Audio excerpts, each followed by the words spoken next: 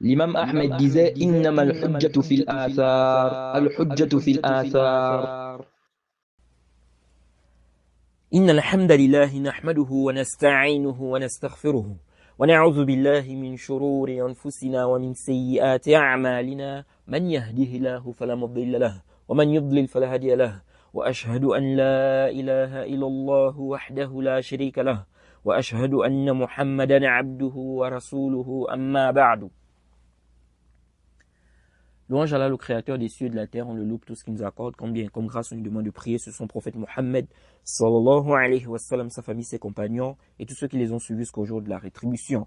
Celui qu'Allah a guidé, personne ne peut l'égarer. Celui qu'Allah a égaré, personne ne peut le guider. Alors, j'ai suivi l'intervention de Othman al-Khamis, qu'Allah le guide, dans laquelle il a essayé de défendre Abu Ishaq al-Huwaini. Et dans cette intervention, il a dit vraiment des choses qui ne sont pas du tout acceptables.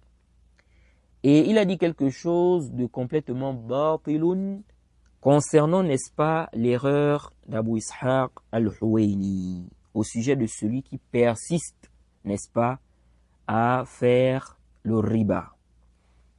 Mais avant d'en arriver là, j'ai été quand même surpris de voir que Othman al-Khamis cite le Cheikh Rabi' en disant « Hafizahullah », qu'Allah le préserve.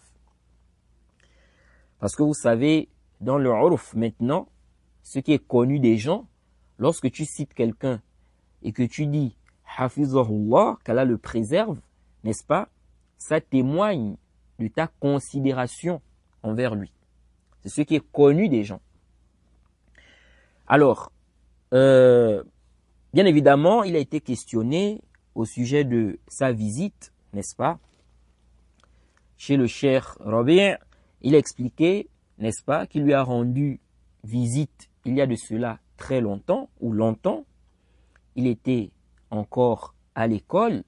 Il dit également qu'après les études dont il étudiait, il dit également qu'après les études, n'est-ce pas, il lui a également rendu visite.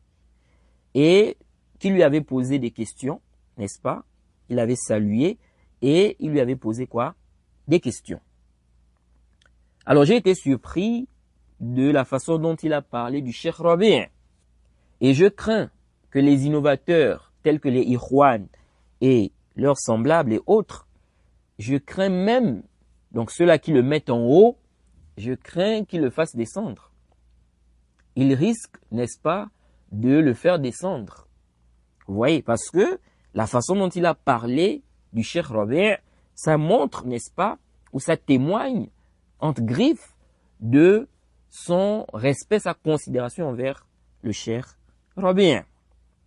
Bien évidemment, vous savez tous que les Ikhwan, les gens de l'innovation en général, ils détestent le Cheikh Rabi'. Et lorsque Abu Ishaq al-Huwaini est mort, n'est-ce pas, certains salafis, n'est-ce pas, ont clarifié son cas. Et là, on a vu vraiment, pour ceux qui ont observé, pour ceux qui ont vraiment observé ce qui se passait, n'est-ce pas, sur Internet, sur la toile, etc. Mais on a vu vraiment un grand nombre, n'est-ce pas, d'égarés, de Ikhwan, n'est-ce pas, qui est sorti pour défendre Abu Ishaq al-Huwaini, au point où celui qui n'a pas le ilm, celui qui ne connaît pas réellement, n'est-ce pas, le manhaj, qui n'a pas vraiment de science, il peut être trompé par ce nombre-là. Je vous assure, énormément d'innovateurs ont pris la défense d'Abu Ishaq al-Huwaini. Donc quelqu'un qui n'a pas de ilm peut dire, mais attends, tout ce monde-là, donc vraiment il était aimé, et puis vous dites qu'il est égaré. Non, quand même. On a déjà rappelé plusieurs fois que le grand nombre n'est pas la preuve que quelqu'un est bien guidé. Le fait que la majorité des gens, beaucoup de gens, soutiennent quelqu'un, aiment quelqu'un, ce n'est pas la preuve que ce dernier est forcément sur une bonne voie. On a déjà détaillé cela plusieurs fois. On a parlé de cela avec des preuves. Et vous savez que la majorité des gens sont égarés. La majorité des gens sont égarés. Donc ne soyez pas trompés par quoi? Par le grand nombre. Vous voyez, un tel qui sort là-bas, il défend Abu Ishaq al-Huwaini. Un autre là-bas sort, il défend. Un autre là-bas sort, il défend. Un autre là-bas, tu regardes ça, tu vas dire, oh mais tout ce monde-là. Mais donc il était aimé. Et vous dites qu'il était égaré. Non. Ce n'est pas possible. Non. Ça, ce n'est pas du tout un argument. Oui, il était aimé par beaucoup des gens de l'innovation. Beaucoup des gens de l'innovation l'aimaient. Les rois, etc. Ok? Donc, réellement, c'est-à-dire celui qui a réellement appris, ça ne fait quoi? Ça ne l'étonne pas. Il n'est pas étonné, n'est-ce pas, par rapport à cela. Bref, donc on revient ici à ce que je voulais clarifier. Donc, Othman al-Khamis, dans son intervention, en voulant défendre Abu Ishaq al-Huwaini, il explique en fait, parce que Abu Ishaq al-Huwaini avait fait le takfir de celui-là qui persiste, n'est-ce pas, à pratiquer quoi? Le riba, à consommer le riba, qui dit, je sais que c'est haram, mais je le fais. Ok? Il a fait le takfir de celui-là. Et ça, c'est une erreur, sans aucun doute. Ok? C'est une erreur, sans aucun doute, et c'est la croyance des Khawarij. C'est la voie des Khawarij. Très bien. Et j'avais expliqué, n'est-ce pas, pour ceux-là qui ont suivi, n'est-ce pas, ou ceux qui sont attentifs à nos cours, j'avais expliqué qu'Abu Ishaq al-Huwaini n'est pas revenu sur sa parole par rapport à cela. Il a simplement philosophé. Et donc, lorsqu'il est mort, des gens ont encore soulevé ce problème-là. Parmi les salafis, parmi, n'est-ce pas, ceux qui se réclament de la sunna et, n'est-ce pas, qui ne sont pas d'accord avec Abu Ishaq al-Huwaini. Et donc, en ramenant cela, ce problème-là, des Ikhwan, des égarés sont sortis pour le défendre. Et parmi les gens qui ont défendu, n'est-ce pas, Abu Ishaq al-Huwaini, on a Othman al-Khamis. Et donc, pendant sa défense, il fait comprendre que non. En fait, ce qu'Abu Ishaq al-Huwaini a dit, c'est proche de ce que le Cheikh Ibn Uthaymin a dit au sujet de ceux-là qui ont laissé, n'est-ce pas, qui ont laissé qu'on vende de l'alcool dans leur pays. Et donc il explique que le Cheikh Ibn Uthaymin a expliqué que celui-là a rendu licite l'alcool, la consommation d'alcool. Et donc il est kafir, qu'il est mécréant. Il dit que personne n'a critiqué le Cheikh Ibn Uthaymin pour cela. Personne n'a parlé sur le Cheikh Ibn Uthaymin pour cela. Pourquoi? Il dit, car ils ont peur de lui. Écoutez bien. Othman al-Khamis nous dit, pourquoi ils n'ont pas parlé sur le Cheikh Ibn Uthaymin? Alors que ce qu'il a dit est proche de ce que Abu Ishaq al-Huwaini a dit. Il dit, car ils ont peur de lui. Ils ont peur du Cheikh Ibn Uthaymin. Il dit, car toutes les flèches vont se diriger vers eux s'ils parlent sur lui, s'ils critiquent le Cheikh Ibn Uthaymin. Est-ce que vous comprenez cette parole de Othman al-Khamis? Alors ça, c'est complètement batilun. C'est caduc, c'est faux. Alors avant de parler de cette fatwa du Cheikh Ibn Uthaymin, il faut d'abord savoir qu'Abu Ishaq al-Huwaini a été conseillé. Il a été conseillé par plusieurs personnes. Il a été réfuté, mais il s'est entêté. Il s'est entêté. Contrairement à ce qu'a dit ce Kazzab, Dajjal, Ikhwani, Mohamed Samir, qui est un Kazzab qui ment sur le Cheikh Rabi' et sur les salafis, en disant que le Cheikh Rabi' voit que tout celui qui tombe, n'est-ce pas, dans une innovation, il devient directement innovateur. Ça, c'est un mensonge. C'est un mensonge. Le Cheikh Rabi' n'a jamais dit que tout celui qui tombe dans une innovation, il devient forcément innovateur. Il n'a jamais dit cela. Mais les gens de l'innovation mentent, n'est-ce pas, en mentionnant cela. Ils sont comme ça. Les gens de Bid'a, je vous mets au défi de citer, d'abord j'avais mis au défi ses suiveurs. Je leur avais dit de citer une seule parole du Cheikh Rabi' dans ses livres ou cassettes où il dit ça. Que tout celui qui tombe dans une innovation, il devient automatiquement et forcément innovateur. Où est-ce qu'il dit ça? Au contraire, le Cheikh Rabi' a combattu, n'est-ce pas, cette conception-là. Il a réfuté les Haddadiyya par rapport à ce point-là. Il a combattu cette conception-là. Et il a des paroles claires où il dit clairement que ce n'est pas tout celui qui tombe dans une innovation qui devient automatiquement quoi? Innovateur. Et si elle la facilite même, je vais traduire des paroles du Cheikh Rabi' où il explique cela. C'est un mensonge. Et il persiste depuis longtemps.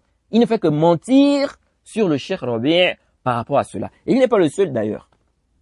Plusieurs Ikhwan égarés mentent sur le Cheikh Rabi' par rapport à cela. Et ces gens-là ne font pas la différence entre ce qu'on appelle le ta'sil et puis la descente du hukm. Faire descendre la sentence sur des gens de manière spécifique. Il y a une différence. Quand on dit celui qui fait l'innovation devient innovateur. Celui qui contredit un fondement parmi les fondements des gens de la sunna, il devient innovateur. Ça c'est quoi? Ça c'est le ta'sil. Ok? On place les bases, les fondements. Ça c'est la sentence générale. Maintenant, est-ce que ça veut dire que tout celui qui tombe dans une innovation, tout celui qui contredit un fondement parmi les fondements des gens de la sunna, il devient automatiquement innovateur? Non. Il peut avoir une excuse. Il peut avoir une excuse. Il ne savait pas. Par exemple, dans une chose qu'il peut ignorer. Il a une ambiguïté forte, par exemple, qu'il faut, n'est-ce pas, enlever avant de faire son tabdi', etc. Et ce que les savants ont expliqué comme a'zar, comme excuse. Vous voyez, les salafis ne disent pas que tout celui qui tombe dans une innovation, automatiquement il devient innovateur. Tout celui qui contredit un fondement parmi les fondements des gens de la sunna, automatiquement il devient innovateur. Non. Naam, on donne la sentence générale. C'est comme lorsqu'on dit celui qui fait ceci, il est mécréant. Ça, c'est la sentence générale. Mais est-ce que tout celui qui va faire cela, il devient automatiquement mécréant? Pas forcément. Il peut y avoir des mawani'. Et on a expliqué cela. J'ai expliqué cela dans la série d'audio sur le manhaj. J'ai expliqué cela. Donc, ça c'est dangereux. Et ça, c'est comme, ils appellent ça comment là? La technique de l'homme de la paille. Je crois que c'est ça. En fait, tu déformes les propos de l'autre et puis tu te mets à réfuter ça. Vous voyez? Tu déformes ses propos en faisant croire qu'il a dit ce qui est faux. Ensuite, tu te mets à réfuter ça, alors qu'il n'a pas dit cela. Donc, les frères, faites très attention. Faites très très attention. C'est pourquoi on vous dit, et je dis souvent aux frères, on a une époque où il y a beaucoup de gens du faux. Le faux se propage à une vitesse, subhanallah, à cause d'Internet que vous voyez là. Bouchez vos oreilles, fermez vos yeux. N'écoutez, ne suivez que des gens fiables. Je vous assure. Parce qu'il y a beaucoup d'égarés, beaucoup d'ambiguïté et très peu de réfutation scientifique. Donc si toi, tu ne comprends pas ça, toi-même là-bas, vraiment c'est le conseil que je donne aux frères. Évitez. Parce que vous allez prendre des ambiguïtés par-ci, par-là, mais il faut réfuter ça, il faut réfuter. Mais il n'y a pas des gens pour réfuter ça. Tu fais comment maintenant? C'est ça le problème. Tu vas sur Twitter, tu lis là-bas, tu vas sur Internet, tu vas sur Facebook, tu vas sur YouTube, je ne sais pas où. Tu prends des ambiguïtés. Après, tu viens là, oh, il faut réfuter ça. Oh, il y a quelqu'un qui a réfuté ça. Oh, il faut réfuter. Qui t'a demandé d'aller là-bas? Qui t'a demandé? Fermez, bouchez vos oreilles. Fermez vos yeux. N'écoutez que des gens fiables. Il y a trop de faux qui se propagent et très peu de réfutation scientifique.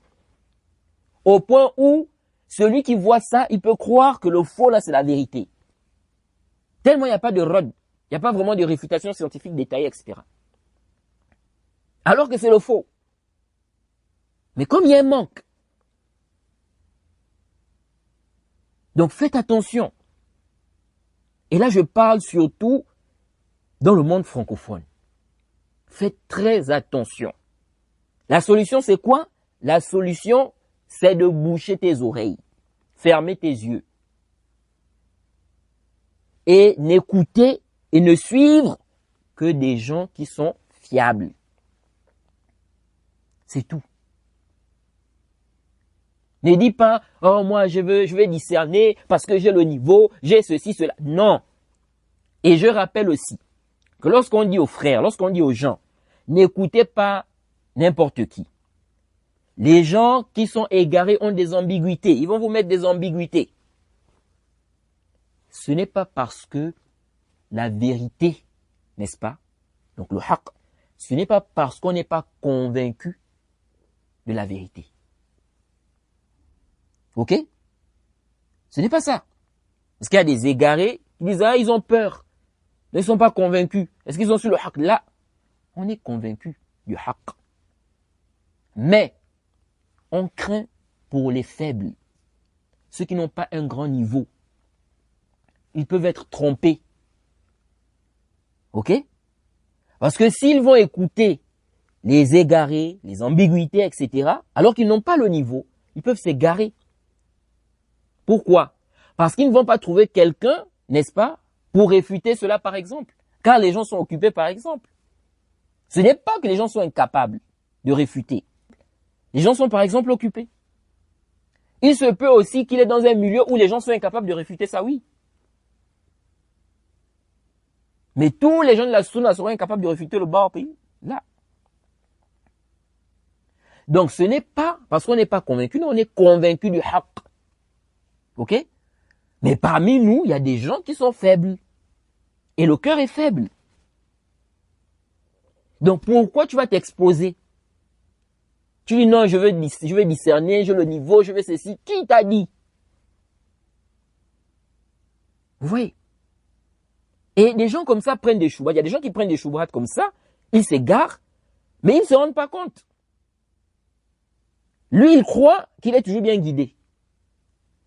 Mais ceux qui connaissent le haqq savent que là, il s'est égaré, il a changé. Vous voyez? Et d'autres même étaient sur le haqq, ils ont pris des ambiguïtés, ils ont commencé à suivre le faux, et ils ont vu le haqq comme étant faux, et le faux comme étant quoi? Haqq. Le faux comme étant vérité. Et la vérité maintenant, pour eux, c'est quoi? C'est faux. Donc faites attention. Faites très attention les frères. Donc, pour revenir sur le cas de ce Ikhwani, ce bol mobile, qui est Mohamed Samir, en voulant défendre Abu Ishaq al-Huwaini, il vient dire non, vous n'avez pas conseillé Abu Ishaq al-Huwaini. Est-ce que, n'est-ce pas, vous avez conseillé Abu Ishaq al-Huwaini? Vous ne lui avez pas parlé. Vous voyez? Pourquoi? Parce qu'en fait, il sait que l'analogie, n'est-ce pas, qu'ils sont en train de faire entre le cheikh Ibn Uthaymin et Abu Ishaq al-Huwaini, il y a quelque chose qui vient casser cette analogie-là. Donc, il a voulu prendre le devant. Il vient dire non, vous n'avez pas parlé à Abu Ishaq al-Huwaini. Kazab, Abu Ishaq al-Huwaini a été conseillé plusieurs fois. Plusieurs personnes lui ont parlé. Plusieurs personnes ont réfuté son erreur. Mais il a persisté dans le faux. Et d'ailleurs, lui-même confirme qu'il a été conseillé. Donc c'est pas toi, Kazab, Ikhwani, qui va venir dire non, vous n'avez pas parlé à Abu Ishaq al-Huwaini. Et puis, quand on parle de conseil, mais est-ce que c'est celui, n'est-ce pas, qui fait son tabdi' qui doit forcément aller lui parler? Non. Si on a déjà connaissance qu'il a été conseillé, il persiste dans le batil. Parce que il a du mal à venir dire qu'il s'est trompé. Tellement, n'est-ce pas, il voit ses suiveurs, il a beaucoup de suiveurs. Plus d'1 million de suiveurs. Abu Ishaq al-Huwaini là. Plus d'1 million de suiveurs. Sur YouTube seulement. Vous voyez. Donc, quand tu viens pour dire, n'est-ce pas, que non, il n'a pas été conseillé, vous ne lui avez pas parlé, n'est-ce pas? Ça c'est le kadhib, ça c'est du mensonge. Et c'est faux. Abu Ishaq al-Huwaini lui-même confirme qu'il a été conseillé. Donc, avant de parler de la fatwa du cheikh Ibn Uthaymin et d'apporter la réfutation par rapport à l'ambiguïté qui a été balancée par Othman al-Khamis, écoutons déjà, n'est-ce pas, Abu Ishaq al-Huwaini lui-même qui confirme qu'il a été conseillé. Qu'il a été conseillé. Tu ne peux pas venir dire qu'il n'a pas été conseillé. Attendez, je cherche l'audio.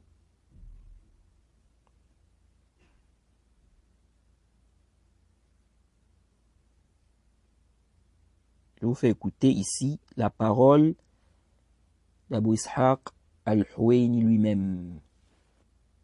Écoutons maintenant ce que Abu Ishaq al-Huwaini nous dit ici. Écoutez très bien. Je vous mets l'audio. Ensuite, je vais vous traduire, n'est-ce pas, ce qu'il nous dit ici. الرسالة كانت ايه؟ ان في واحد بيقول ان احنا جلسنا مع رجل يتعامل بالربا وحاورناه وقلنا له ان الربا حرام وهو من الكبائر ولا يجوز لك ان تأكل الربا، فقال لهم انا اعلم ان الربا حرام وان الله انزل تحريمه في القرآن وان السنة حرمت الربا، بس انا هاكل الربا، مزاجي اكل الربا. هو ده السؤال الذي وجه لي. فانا قلت الآتي، قلت ان مات هذا الرجل مصرا على ذلك فهو كافر بلا شك. ادي الجملة اللي انا قلتها. فبعض الذين يصطادون في الماء العاكر Écoutez très bien. قال لك السؤال الذي وجه لي. Écoutez très bien ce qu'il dit ici. فأنا قلت الآتي، قلت إن مات هذا الرجل مصرا على ذلك فهو كافر بلا شك. ادي الجملة اللي انا قلتها. فبعض الذين يصطادون في الماء العاكر قال لك مات مصرا فهو كافر، قال لك يبقى بيكفر المصر، يبقى هذا بيكفر المصر. طيب هذا الكلام حتى لو كان فيه إجمال، وأنا هقول فيه إجمال، من الذي يفك هذا الإجمال؟ أليس القائل؟ فكان المفترض كما هو ديدا أهل العلم أن يرسل رسالة أو أن يتكلم في الهاتف ويقول والله الكلام بتاعك ده كلام مجمل وموهم وممكن يفهم منه أنك أنت تكفر المصر. فبين، وضح للناس حتى لا يقعوا في الخطأ. وقد فعل هذا أحد الشيوخ الأفاضل من خلص إخواني ممن أحبهم، وأسأل الله تبارك وتعالى أن يرفع مقامه في الدنيا والآخرة. وجدت أرسل رسالة لي قال إن الكلام بتاعك قد يفهم خطأ، أنا أعرف عقيدتك معرفة صحيحة، ولكن قد يفهم منه خطأ، وبعض الناس قد يصطادون في الماء العكر. بل وأرسل لي 10 ورقات عن كلام العلماء في المصر وكلام العلماء في المستحل، وقال أنا عارف أن أنا لن أضيف لك شيئا جديدا، ولكن بدل ما أنت تبحث قد تحتاج إلى البحث، أنا بوفر عليك الجهد وببعث لك بحث كان جاهز عندي أنك أنت تقرأه. شكرت له ذلك، وأسأل الله أن يرفع مقامه. كان الشيء الطبيعي أن أي إنسان وقع في هذا الإجمال يقول لك لا اذهب إلى المتكلم واسأله ما مقصوده من هذا الكلام، هل هو يكفر المصر فعلا ولا لا يكفر المصر، وإيه وجه الكلام. ده كان الطبيعي خالص اللي هو مقتضى النصح. لكن أنا لما وجدت أنهم لا يريدون ذلك، كل المسألة عايز يشوهك وعايز يطلعك أنت مخالف السنة والجماعة، وعايز يطلع أن أنت راجل بتنتمي للتكفير والكلام ده هو، ولا يريد أن يسمع. حتى أن بعض الذين جاءوني بخصوص هذه المسألة جاءني وأنا لا أعلم أنه أتى من عند هذا الذي أشاع هذه الفرية عني، وسألني هذه الأسئلة، سألني عدة أسئلة فأجبت عنه بما أعتقد. قال أنا كنت عند فلان الفلاني وسألته قبل أن آتيك هذه الأسئلة وأجاب بنفس جوابك. قلت له طيب خلاص ماذا أنت فاعل؟ قال أنا هروح أقول له. قال لي أنا ذهبت إلى هذا المتكلم وقلت له لماذا تتكلم في فلان وهو عقيدتك هي عقيدته. الأسئلة اللي أنا وجهتها لك وأنت أجبت عنها هي نفس الأسئلة التي وجهتها إليه وأجاب عنها بنفس جوابه، فلما تتكلم؟ فكانت الإجابة قال له تقية، إنه يتقي. خلاص ما عادش ينفع الكلام، خلاص المسألة بالنسبة لي وضحت تماما وأنا بينت ما عندي وخلاص ما عادش ينفع الكلام، إنما يصلح الكلام لرفع الإشكال. وده أنت مهما تكلمت حتى الصباح هو مصر على أنه هو يتهمك بهذه التهمة. الحمد لله رب العالمين لا أكفر أبدا فاعل الكبيرة، وعندنا أحاديث البطاقة وعندنا آيات الوعد، قل يا عبادي الذين أسرفوا على أنفسهم لا تقنطوا من رحمة الله إن الله يغفر الذنوب جميعا، إلى يعني أحاديث أخرى وآيات كثيرة تدل على ذلك. لكن الذي بان لي وظهر لي من خطاب هذا الذي أرسل إلي أن الرجل مستحل للربا، مش مجرد واحد يقال له الربا حرام يقول والله أنا عارف أنه حرام بس أعمل إيه، الحالة غالة وأودي فلوسي فين وأدينا في الشركات الفلانية أكلوها والشركات العلانية مش عارف أعملوا إيه، فأنا مضطر أحط فلوس في البنك الله يغفر. ده يستوي وهو يعلم أنه حرام، يعلم الربا حرام وبياكل الحرام بس بيتكئ على أي عذر غير مقبول، لكن يظهر من كلامه إن رجل مش مستحل، بخلاف واحد يقول أنا عارف إن ربنا حرم الربا في القرآن وعارف إن الرسول لعن آكل الربا بس أنا هاكل الربا يا أخي، مزاجي آكل الربا، أنت مالك؟ أنا لا أعتقد في الدنيا إنسانا يسمع مثل هذا الكلام ويتوقف في تكفير هذا البني آدم. ده مستحل، هذا مستحل، والمستحل كافر بالإجماع. يبقى ده مش مجرد واحد مصر على أكل حرام، إنما هو مستحل يعني انتقل إلى يعني شريحة أخرى. Voilà. Vous avez écouté la parole d'Abou Ishaq al-Huwaini. Ici, Abou Ishaq al-Huwaini nous confirme clairement qu'il a été conseillé. Donc, dire qu'il n'a pas été conseillé, c'est faux. Ça, c'est lui-même qui confirme. C'est-à-dire, même s'il n'avait pas dit ça lui-même. Toutes les réfutations qui ont été faites au sujet de son erreur là, il était au courant de ça. Mais le conseil, c'est quoi? Vous pensez que le conseil, c'est seulement écrire une lettre à quelqu'un en privé? Mais non. Dans la réfutation aussi, on a le conseil. Ok? Si on n'avait même pas sa parole où il dit qu'il a été conseillé. Ok? C'est évident qu'il a été conseillé. On aurait dit qu'il a été conseillé. Parce que c'est clair, il a été conseillé avec toutes les réfutations là. Ok? Mais il a persisté. Maintenant, que dire du fait que lui-même confirme, n'est-ce pas, qu'on lui a écrit pour lui parler sur ce sujet-là. On lui a même envoyé des paroles des gens de science. Alors rapidement, je vous dis ici ce qu'il nous a expliqué dans cette intervention, dans cet audio. Il dit, écoutez bien, la question était sur quoi?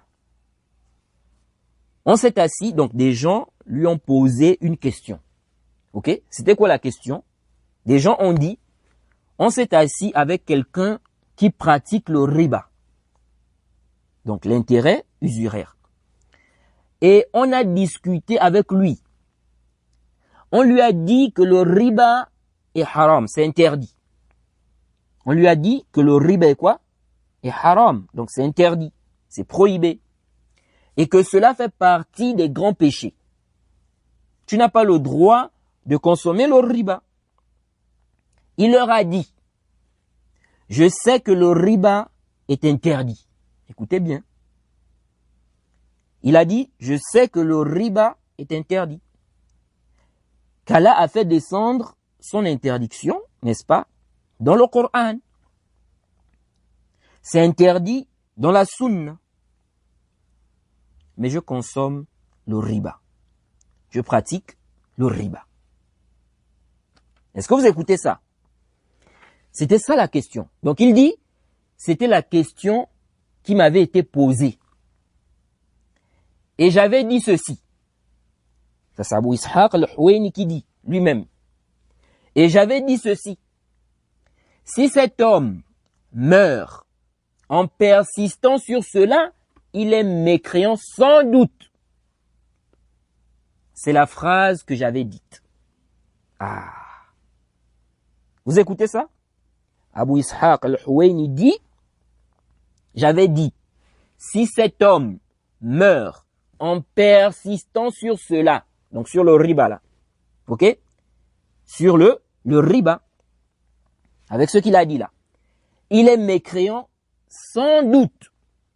Donc il avait même dit sans doute. Donc il n'y a même pas de doute sur sa mécréance. Qu'est-ce que ce dernier a dit? Qu'est-ce qu'il avait dit? Il a dit, je sais que le riba est interdit.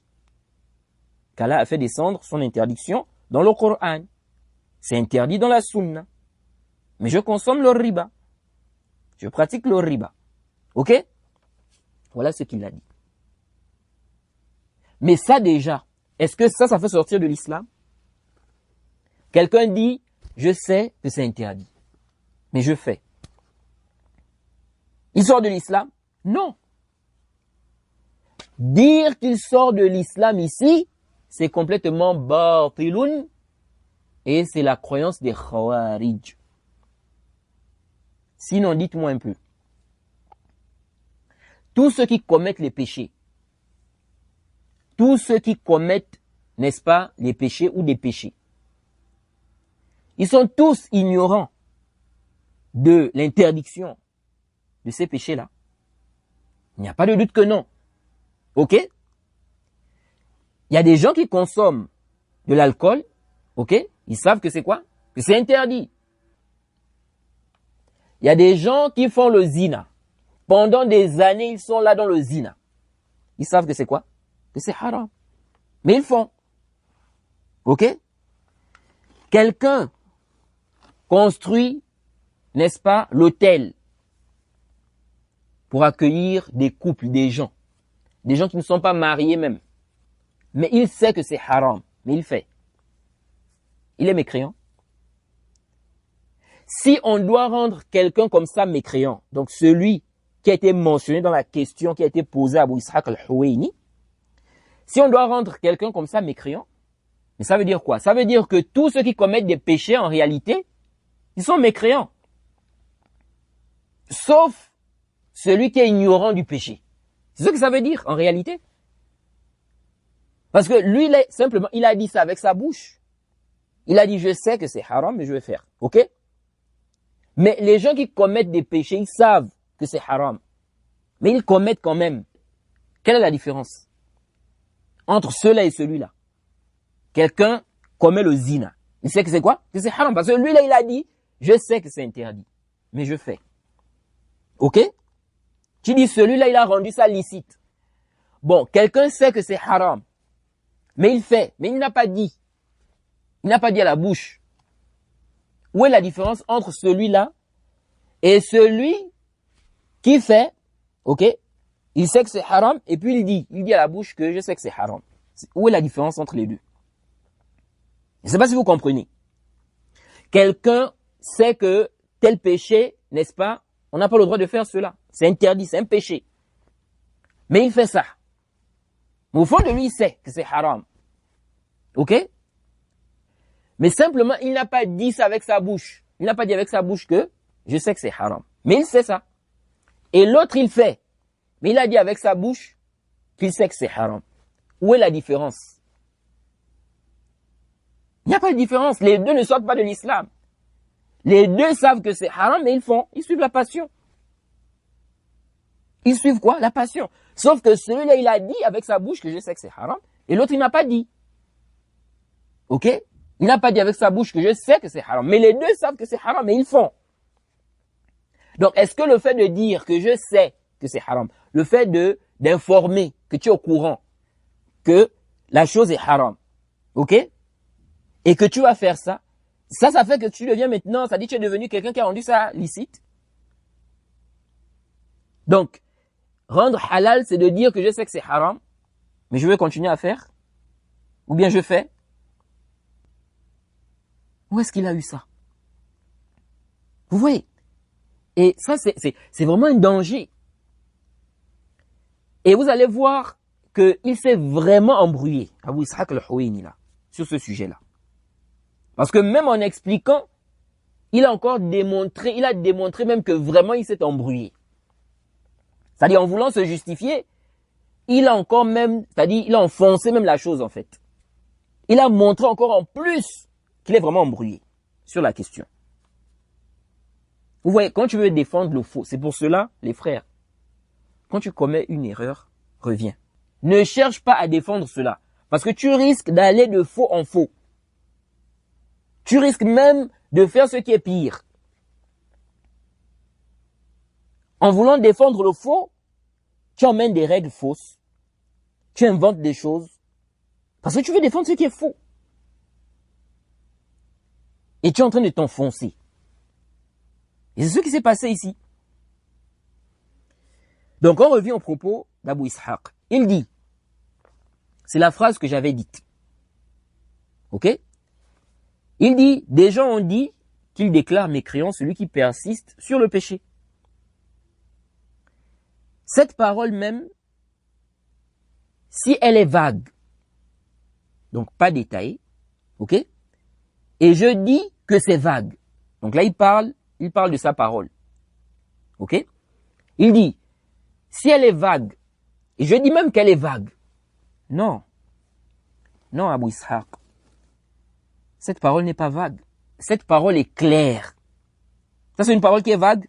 Quelqu'un dit, écoutez bien, je sais que le riba est interdit. Qu'Allah a fait descendre son interdiction dans le Coran. C'est interdit dans la sunna. Mais je consomme le riba. Il dit, si cet homme meurt en persistant sur cela, il est mécréant sans doute. Ça, c'est une parole qui est vague. Ça, c'est une parole qui est vague.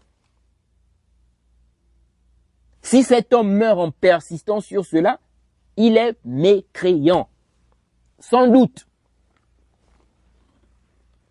Ça, c'est pas vague. Ce n'est pas vague. Ok? Et il n'a pas nié, n'est-ce pas, qu'il a fait quoi? Le takfir de celui-là. Il n'a pas nié. Et il a donné la illa. La illa chez lui, c'est que celui-là voit que c'est halal.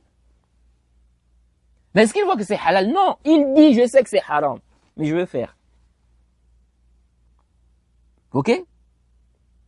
Le simple fait de dire qu'il va faire, tout en sachant que c'est haram, ça ne montre pas qu'il a quoi? Qu'il a rendu ça halal. Donc, cette parole n'est pas vague. Il dit, Je dis que cette parole est vague. Qui va détailler cela? Qui va détailler cette parole vague? N'est-ce pas celui qui l'a dite? Détailler quoi? La parole est claire. Concernant les propos qui sont vagues, lorsque tu utilises des termes qui ne sont pas, n'est-ce pas, détaillés, c'est vague. Et on comprend le faux dans ça aussi. Il y a de la confusion. Il convient de délaisser cela. Il convient de délaisser cela. J'avais écrit un texte en 2017. Lorsque j'avais réfuté certaines personnes du Gabon. Je vais vous lire ce texte rapidement. Ça date de 2017. J'avais dit ceci. Parmi les paroles que certains frères au Gabon utilisent en ce moment pour ne pas accepter la vérité, lorsqu'ils sont repris sur des erreurs, la parole qui dit « le contenu d'un propos dépend du sens voulu par son auteur ». Et ceci afin de ne pas corriger leurs erreurs. Donc ils commettent des erreurs. Lorsqu'on vient leur dire que telle parole est une erreur, il ne convient pas de dire cela, ils vont dire oui mais moi j'ai visé telle ou telle chose. Pour ne pas corriger l'erreur. Et donc j'avais fait cet écrit, j'avais fait ce petit rod là. Et donc j'avais dit ceci. En réponse à ces frères-là qui utilisent cette parole à mauvais escient, nous disons, le fait que la personne qui utilise des propos qui ne sont pas corrects ait une bonne intention ou vise un sens correct ne rend pas les propos qui ne sont pas corrects corrects. La personne peut être excusée si le sens qu'elle a voulu véhiculer est un sens correct. Mais ceci, en aucun cas, ne va rendre les propos qui sont incorrects corrects. Vous comprenez ça? Si les propos ne sont pas corrects, ok? Même si tu as visé quelque chose de juste, ça ne va pas rendre les propos incorrects corrects. Donc il faut changer ça. Il faut corriger ça. Donc les propos là. Maintenant oui, on peut t'excuser, n'est-ce pas? Si on sait que tu as visé par cela quelque chose de correct. Mais ce que tu as utilisé, les expressions, le terme utilisé n'est pas bon, il faut le changer, il faut l'enlever, il faut, n'est-ce pas, reconnaître que c'est une erreur d'utiliser ce terme-là pour véhiculer, n'est-ce pas, ce sens-là. Donc, ici je dis, la personne peut être excusée si le sens qu'elle a voulu véhiculer est un sens correct. Mais ceci, en aucun cas, ne va rendre les propos qui sont incorrects corrects. Pour vous illustrer cela, nous disons, si quelqu'un nous dit ce qu'Allah veut et ce qu'un tel veut, écoutez bien, ce qu'Allah veut et ce qu'un tel veut, nous disons à cette personne de changer ses propos, car ils sont incorrects selon les principes de la religion, mais plutôt de dire ce qu'Allah veut, puis un tel. S'il nous dit oui, mais moi, quand je dis cela, je ne vise pas par là le fait de mettre Allah et la personne à égalité. Nous lui disons, d'accord, il n'y a pas de problème, ce n'est pas ce que tu voulais dire. Néanmoins, les termes que tu as utilisés ne sont pas conformes à la religion. Et donc, il faut les modifier. C'est une erreur de dire cela. Un autre exemple. Quelqu'un nous dit, Allah est partout. Nous lui disons, ne dis pas Allah est partout, car cela implique qu'il est dans les toilettes, dans des toilettes, dans les poubelles, dans les animaux, dans les créatures, etc. S'il nous dit oui, mais moi, ce n'est pas ce que je vise. Moi, je veux dire par Allah et partout qu'il est au courant de tout ce que nous faisons. Il nous voit tous et nous entend. Nous lui disons, d'accord, le sens que tu as voulu véhiculer est correct, mais les propos non. Donc il faut les changer. Je pose la question à ceux-là qui utilisent cette parole qui dit « Le contenu d'un propos dépend du sens voulu par son auteur ». Vont-ils nous dire ici que comme ces deux personnes citées précédemment n'ont pas visé un sens contraire à la législation, ils ont le droit de continuer à utiliser ces propos? Et ceci car le contenu d'un propos dépend du sens voulu par son auteur. Lorsque les propos sont incorrects, il faut les changer.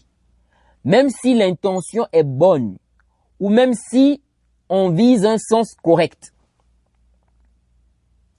Une deuxième chose, lorsqu'un mot comporte un bon sens et un mauvais sens, et qu'on peut le comprendre des deux sens, alors il convient de le délaisser ou de le changer et d'utiliser un terme clair. Et c'est ce que le Cheikh Ubayd, qu'Allah le préserve, bon, j'avais dit qu'Allah le préserve, parce que à ce moment-là, il était encore vivant. Donc, je vais dire qu'Allah lui fasse miséricorde.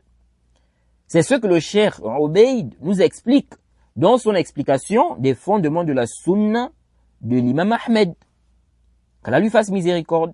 À la page 53, lorsqu'il dit « Parmi les règles que nous avons héritées des imams », et je disais ça récemment, dans les réfutations, les mises en garde, on apprend. On apprend. Voilà un profit comme ça. Peut-être il y a des gens parmi vous qui n'ont jamais écouté ça. À travers ce rod, ils vont tirer profit. Ceux qui disent non, les réfutations, les mises en garde, ça ne sert à rien et tout ça. On apprend aussi dans les réfutations, dans les mises en garde. On apprend les principes du manhaj. On apprend quoi? Les principes du manhaj. On apprend plusieurs choses. Il dit ici, donc le Cheikh Ubayd, parmi les règles que nous avons héritées des imams, donc les savants, et qui sont prouvées par le Coran, nous avons celles qui stipulent que les propos qui supposent deux sens, l'un correct et l'autre faux, doivent être délaissés. Allah a dit, la preuve de ça, il cite ici la preuve. Le Cheikh cite le dalil. Il dit, Allah a dit, donc selon une traduction rapprochée, ô vous qui croyez, ou ô vous qui avez cru, ne dites pas ra'ina, favorise-nous, mais dites unzurna, regarde-nous et écoutez, un châtiment sera pour les infidèles. Soit 2 versets 104. Ensuite, le Cheikh explique que les compagnons utilisaient le terme ra'ina. Ok? Ra'ina, ils avaient écouté cela des Juifs. Mais les Juifs utilisaient ce terme et voulaient par là un sens autre que celui voulu par les compagnons. Les Juifs voulaient par ce terme stupide, bête. Oh toi Mohammed, tu es stupide, bête. Mais ils utilisaient le terme ra'ina. Ok? Ils utilisaient donc ce terme pour cela. Or, les compagnons, eux, voulaient par ce terme dire « favorise-nous ». Lorsque les ennemis ont utilisé ce terme pour un mauvais but, qui était d'insulter le prophète, Allah a donc demandé aux compagnons de délaisser ce terme, car il devenait ambigu. Et il leur a demandé d'utiliser plutôt un terme clair. Parce que ça devient ambigu. Vous voyez? Donc ça va mener la confusion. Parce que même les compagnons utilisent le même terme là. Donc ils vont utiliser ce terme là. Ok? Ça va mettre quoi? Ça va mettre la confusion. On a demandé de délaisser cela. Ok? Donc si un terme peut prêter à confusion, à des sens qui ne sont pas corrects, il faut le délaisser et utiliser un terme clair. Vous voyez? Donc ça c'est moi qui dit cela ici. Or, on constate malheureusement que certains frères ici au Gabon sont obstinés à utiliser des propos, des termes ambigus, et lorsqu'on leur demande de changer cela, que c'est ambigu, ils te disent le contenu d'un propos dépend du sens voulu par son auteur. Ça, c'est un texte que j'avais écrit en 2017. Vous voyez.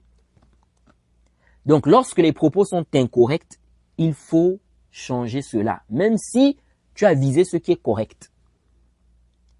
Et lorsque des propos prêtent à confusion, les gens peuvent s'égarer, etc., il convient de choisir, n'est-ce pas, ce qui est quoi? Ce qui ne va pas prêter à confusion. Ok? Non. Donc, on revient ici sur les propos d'Abu Ishaq. Donc, il dit ici que c'était vague. Non, ce n'était pas vague. Ce qu'il a dit était clair. Ensuite, il dit, ce qui était supposé être, comme c'est connu, des habitudes des savants, c'est comme on voit une lettre ou qu'on me parle au téléphone et qu'on me dise, par Allah, la parole que tu as dite est vague. Ce n'est pas clair. On peut mal la comprendre. On peut comprendre que tu déclares mécréant celui qui persiste sur le péché. Clarifie donc les choses aux gens afin qu'ils ne tombent pas dans l'erreur. Concernant le conseil, on avait déjà détaillé, on a expliqué plusieurs fois que ce n'est pas du tout une condition. Naam, ce n'est pas une mauvaise chose. Ce n'est pas quoi? Ce n'est pas une mauvaise chose. Mais ce n'est pas une condition parce que l'erreur est publique. Ça c'est déjà propagé. Les gens sont en train de s'égarer avec. Ok? Donc si quelqu'un réfute son conseiller en privé, ok? Ce n'est pas une chose qui est interdite. Vous voyez.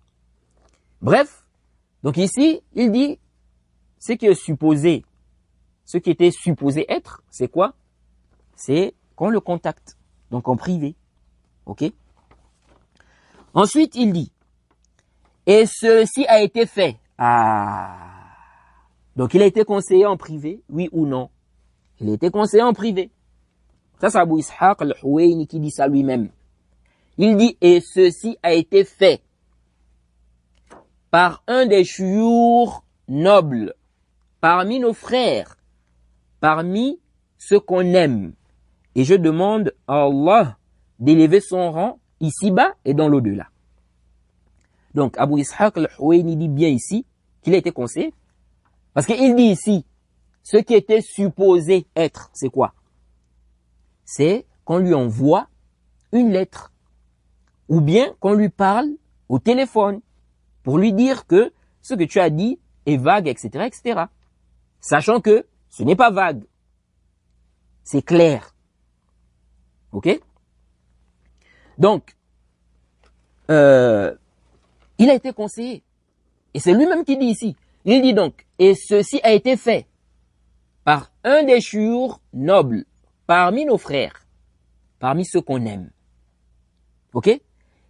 Il dit, il m'a envoyé une lettre.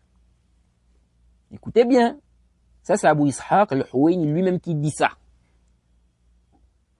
Et ce Mohamed Samir, Ikhwani, Bol, Mudil, il vient nous dire non, qui a parlé à Abu Ishaq al-Huwayni, qui lui a donné des conseils, etc.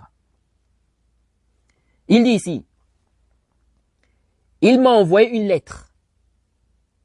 Il m'a dit, ta parole là peut être mal comprise. Je connais ta croyance.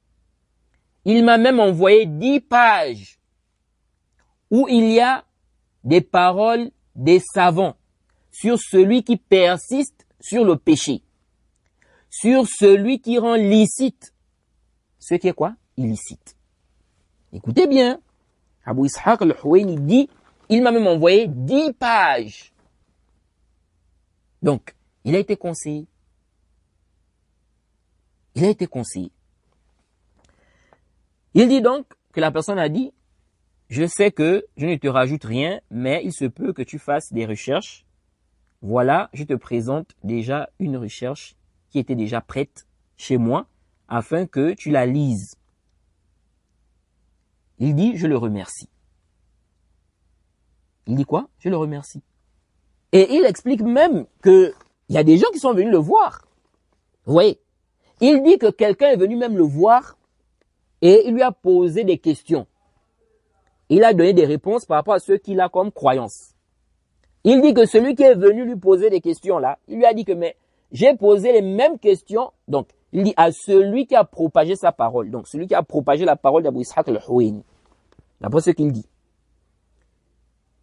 Et qui parlait sur Abu Ishaq al-Huwaini. Donc, celui qui est venu lui poser des questions, lui a dit, j'ai posé les mêmes questions à ce dernier, à celui-là. Donc, celui qui parle sur toi et qui a propagé, n'est-ce pas, cette parole-là. Et il m'a donné les mêmes réponses que toi. Il m'a donné les mêmes réponses que toi. Et donc, Abu Ishaq al-Huwaini dit, n'est-ce pas, qu'il lui a dit, mais maintenant tu vas faire quoi? Il dit, je vais aller chez lui. Ok? Et il explique qu'il est allé le voir et qu'il lui a dit que, mais il a donné les mêmes réponses que toi. Il a la même croyance que toi. Pourquoi tu parles sur lui? Pourquoi tu le critiques? Vous avez la même croyance. Vous voyez? Et là, il dit que l'autre a répondu en disant non. En fait, il fait ce qu'on appelle une taqiyya, c'est-à-dire que il fait semblant en fait. Donc, il montre quelque chose, mais en réalité, il cache quoi? Le contraire. Vous voyez? Il dit qu'il a compris que bon, c'est pas la peine. Celui-là, vraiment, il cherche autre chose.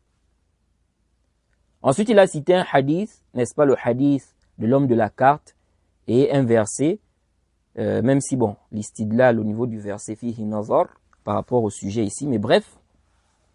Ensuite, il dit, écoutez très bien, Abu Ishaq al-Huwaini dit, il dit qu'il ne déclare pas mécréant celui qui persiste dans le péché. Mais, ce qui lui est apparu, c'est que l'homme rend licite le riba. Ensuite, il dit, et ce n'est pas quelqu'un à qui on dit le riba est haram. Et ça montre encore même qu'il s'est vraiment embrouillé. C'est-à-dire, en disant ça, il vient encore montrer même qu'il n'a pas bien compris. Il était vraiment embrouillé. La différence qu'il vient faire ici, là. Écoutez, hein, il dit, ce n'est pas quelqu'un à qui on dit le riba est haram. Il dit, je sais que c'est haram, mais que vais-je faire? Je vais faire comment? Comme on dit chez nous.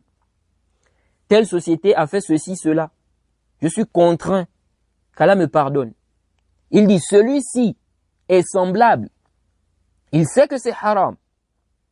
Qu'il consomme le haram. Mais il s'accroche à n'importe quelle excuse qui n'est pas acceptable. Il dit, je dis, ce n'est pas acceptable. Mais il apparaît de ses paroles qu'il n'a pas rendu ça halal. Suivez bien la différence qu'Abu Ishaq al-Huwaini veut faire ici. Il nous fait comprendre que ce n'est pas quelqu'un à qui on dit c'est haram. Il dit, oui c'est haram, mais je suis contraint. Ok? Qu'Allah me pardonne. Je vais faire comment?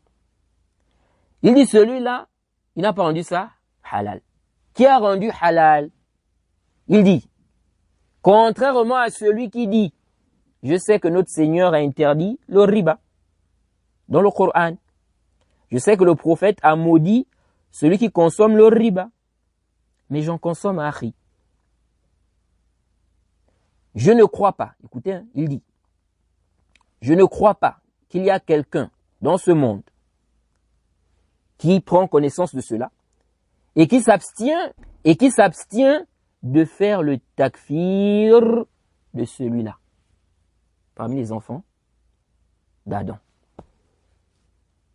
Celui-là a rendu licite cela. Il a rendu licite. Et celui qui rend licite, ce qui est illicite, est mécréant par consensus. Vous voyez vraiment l'erreur, n'est-ce pas? Le faux qu'Abu Ishaq al-Huwaini est en train de propager ici. C'est ajib. Donc, pour lui, celui qui dit, je sais que c'est haram, mais je suis contraint, je veux faire comment? Qu'Allah me pardonne. Lui là, il n'a pas rendu ça licite. Mais celui qui le fait, il dit c'est que c'est haram et qu'il va faire ou qu'il fait. Donc ça veut dire que celui-là qui commet le péché et qui mentionne, n'est-ce pas, une excuse pour cela et qui dit qu'Allah me pardonne, Ok? Une excuse. Que cette excuse soit acceptable ou non. Ok? Celui-là qui dit ça, il n'est pas mécréant. Mais celui qui est mécréant, celui qui dit je sais que c'est haram, mais je fais. Il ne cite pas d'excuse. Qu'elle soit valable ou non. C'est ça? Ça c'est la croyance des gens de la sunna. Kalamun batilun bila shak. Celui qui commet le péché, un péché. Donc, un péché qui, à la base, ne fait pas sortir de l'islam. Même s'il commet ça 1000 fois.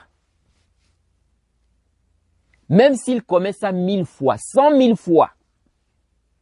Ok? Tout en sachant que c'est haram.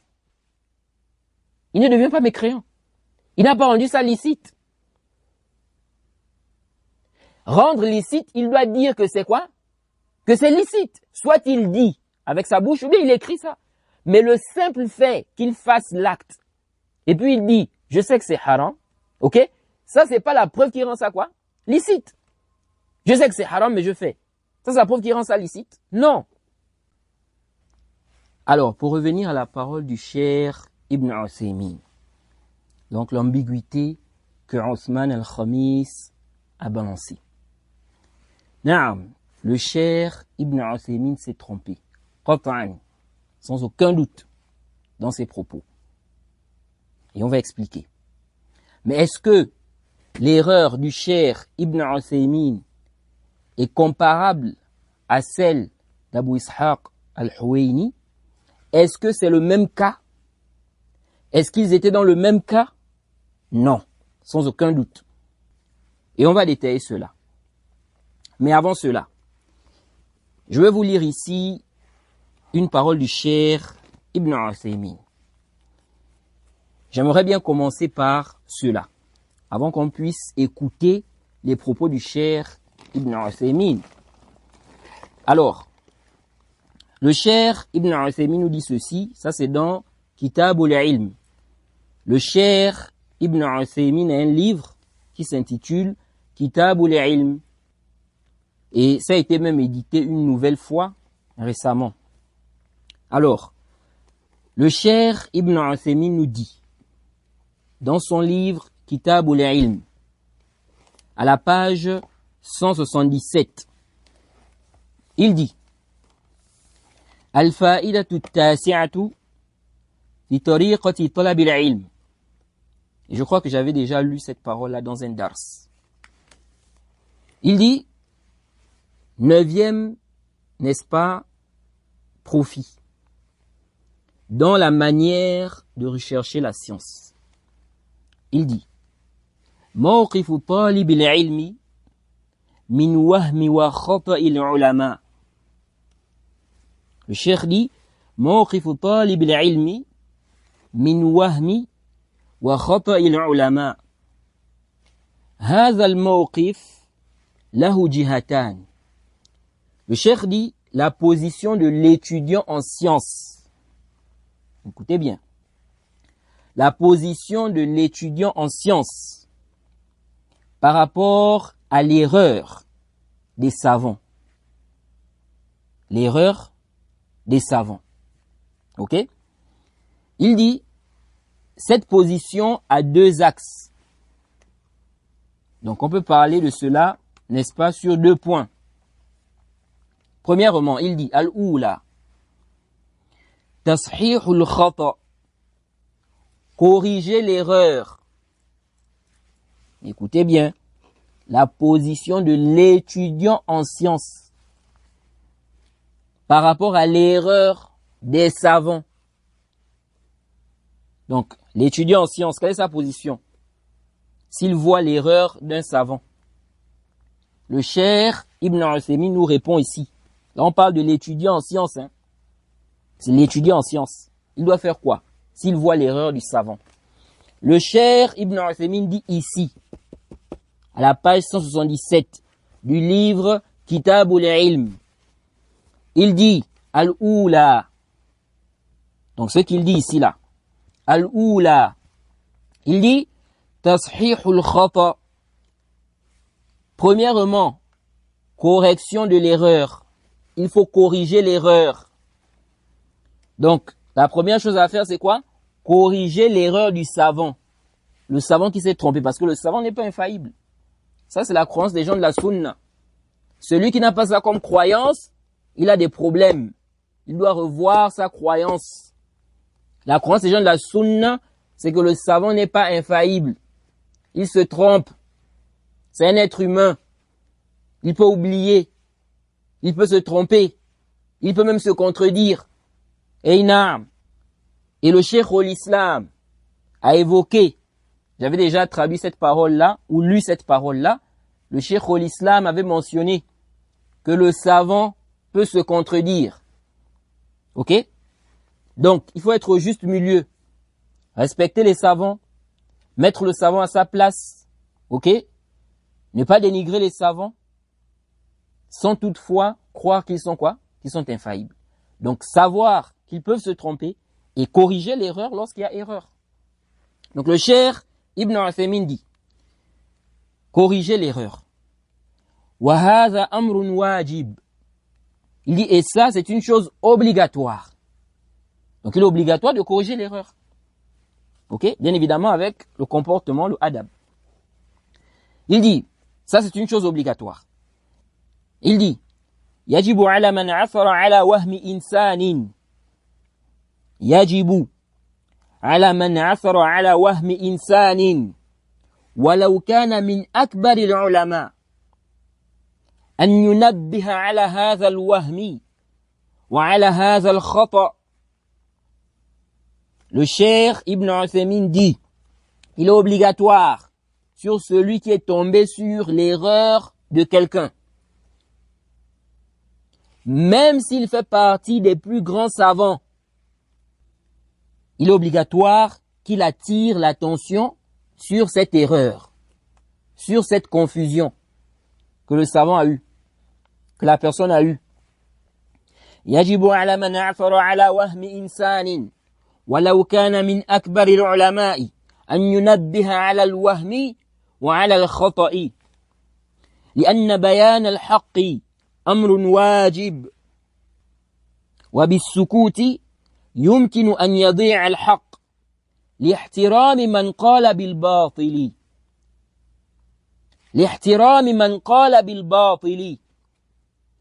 لأن احترام الحق أولى بالمراعاة. Le cheikh dit, car, donc il doit clarifier l'erreur. Il dit, même s'il fait partie des plus grands savants, des plus grands savants. Donc là, ce n'est même pas le savant, mais il fait partie des plus grands savants. Le cheikh Ibn Uthaymin dit, il faut clarifier quoi? Il faut corriger l'erreur là. Il faut attirer l'attention sur cette erreur là. Ok? Il dit parce que clarifier la vérité est une chose obligatoire. Il dit et se taire, ok? Se taire ou bien par le silence, il se peut que la vérité se perde, qu'elle soit perdue. À cause du respect qu'on a envers celui qui a dit ce qui est faux, ce qui est caduc. Ok?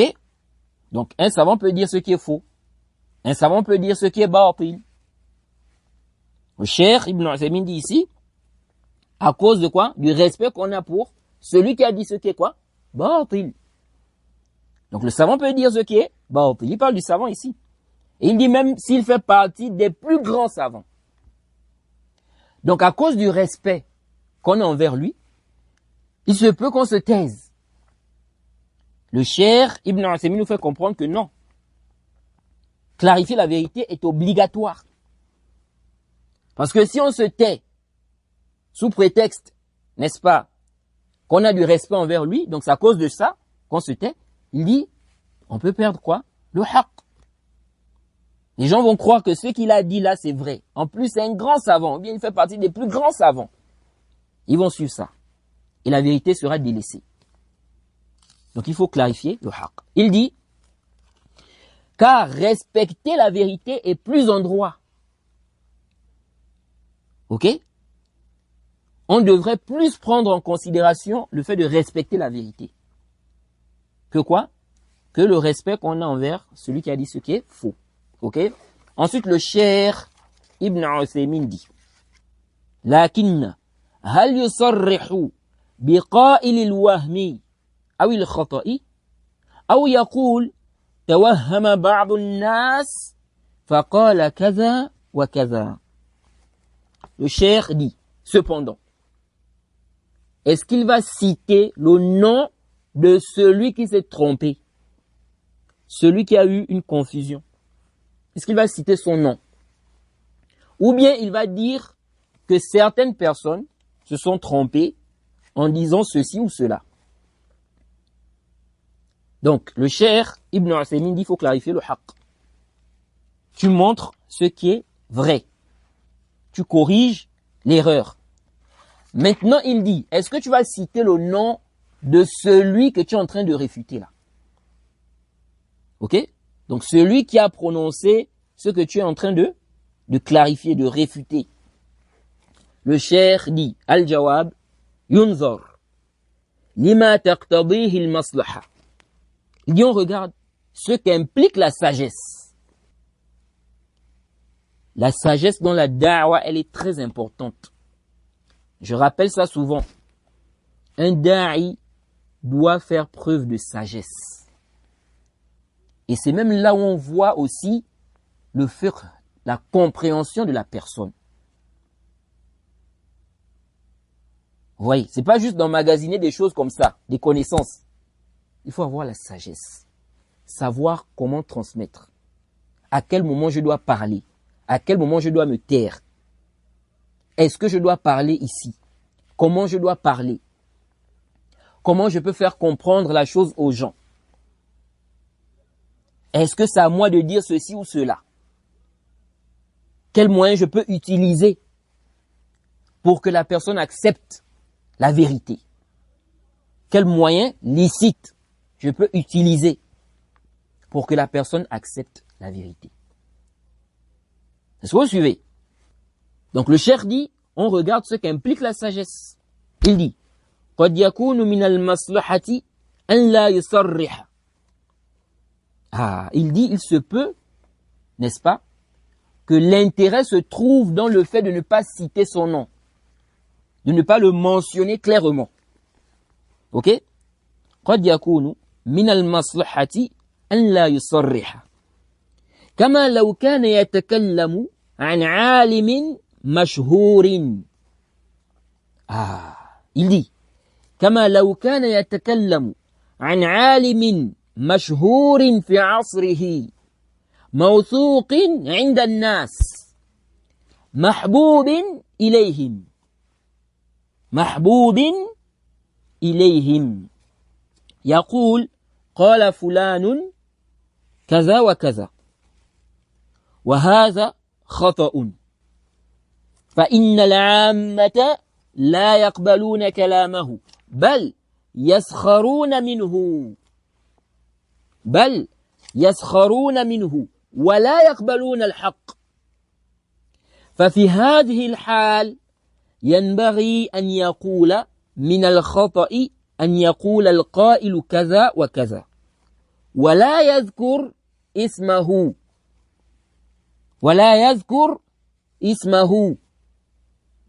Le cheikh Ibn Uthaymin dit, il se peut que l'intérêt se trouve dans le fait de ne pas citer le nom du savant qui s'est trompé là, de la personne qui s'est trompée. Il dit comme dans le cas où il est en train de parler d'un savant qui est connu de son époque et en qui les gens ont confiance et que les gens aiment. Il dit, un tel a dit ceci, cela, et c'est une erreur. Donc il vient parler comme ça, au sujet de ce savant-là. Il dit, car le commun des musulmans, la masse des gens, n'est-ce pas, ils ne vont pas accepter sa parole. Plutôt, ils vont se moquer de lui. Ils ne vont pas accepter la vérité. Et ça, on voit ça. Parfois, quelqu'un réfute la parole d'un savant. Il a dit le haqq, il a dit la vérité. Mais comme c'est un étudiant en sciences, ce n'est pas un savant, ok? Les gens n'acceptent pas. Vous voyez? Alors que ça, ce n'est pas le mizan pour accepter le haqq. Le haqq, on l'accepte. Celui qui vient avec le haqq, on accepte ce qu'il a apporté comme haqq. Même si ce n'est pas quoi? Un savant. Du moment où c'est la vérité, on accepte cette vérité-là. On accepte la vérité de quiconque. Quiconque dit le haqq, on accepte ça. Ok? On accepte.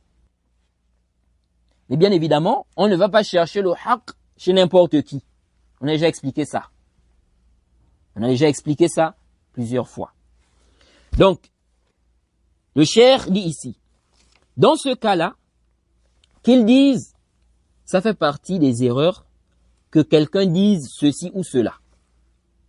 Ok? Dire ceci ou cela est une erreur. Il ne mentionne pas son nom. Ah, le cheikh Ibn Uthaymin dit ici, il ne mentionne pas son nom. Et concernant le fait de citer les noms des gens, lorsqu'on fait les roudoud, il y a des gens qui exagèrent. Vous voyez, il y a deux extrêmes. Il y en a qui pensent qu'il faut forcément citer les noms à chaque fois. Et il y en a qui pensent qu'il ne faut pas citer les noms. Tu réfutes seulement comme ça. Non. Tout ça, ce sont des erreurs. Ce sont deux extrêmes. Le juste milieu, c'est quoi? C'est qu'on peut citer le nom, comme on peut ne pas citer le nom. Ok? Si la situation implique qu'on cite le nom, on cite le nom. Et si la situation n'implique pas cela, on ne cite pas. Ok? Donc, on peut citer comme on peut ne pas citer. On peut citer comme on peut ne pas citer. Mais toujours ne pas citer, non. Ou bien toujours citer n'importe quelle circonstance, même si la situation n'implique pas cela, non. Ok? Donc, on peut citer comme on peut ne pas. Comme on peut ne pas citer. Ok? Il y a des gens, parfois, le fait de ne pas citer les noms là, ça peut emmener certaines personnes, n'est-ce pas, à continuer à suivre les gens du faux. Oui. Tu es là, tu es en train de parler des erreurs de tel ou tel, sans citer son nom. C'est une erreur. C'est une erreur. Dire comme ça, c'est une erreur. Faire ceci, c'est une erreur. Les gens qui te suivent là, ils ne savent pas de qui tu parles. Et ils n'imaginent pas que tu es en train de parler d'un tel. Ils continuent à le suivre. Oui. C'est pourquoi vous allez voir que beaucoup de gens qui sont dans cette méthodologie-là, ils ne citent pas les noms. Vous allez voir que leurs suiveurs, ou bien ceux qui suivent leurs cours, souvent ils suivent n'importe qui, ils écoutent n'importe qui. Parce que leur enseignant est toujours là, en train de parler simplement, soi-disant, des erreurs, mais il ne cite pas les noms. Oui. Il y a des gens qui ont du mal à comprendre. Quand tu ne cites pas le nom là, ils n'arrivent pas à comprendre. Il y a des gens qui sont très intelligents. Ok? Il y a des gens qui sont très intelligents. Dès qu'ils écoutent déjà, ils arrivent à faire le lien et à voir. Même si on dit aussi, ça c'est aussi un autre point qui est important à comprendre, parfois aussi on peut réfuter une erreur sans viser une personne de manière spécifique. Mais celui qui voit le rad peut croire qu'on vise cette personne, alors qu'on ne vise pas cette personne. La chose n'est même pas passée par la tête de celui qui a fait quoi? Le rad. Ça aussi, ça arrive. Parce que on a aussi ce qu'on appelle quoi? Les coïncidences. Ça existe, la coïncidence. C'est-à-dire ça a coïncidé. Ok? Naam, ça a été décrété. Ok?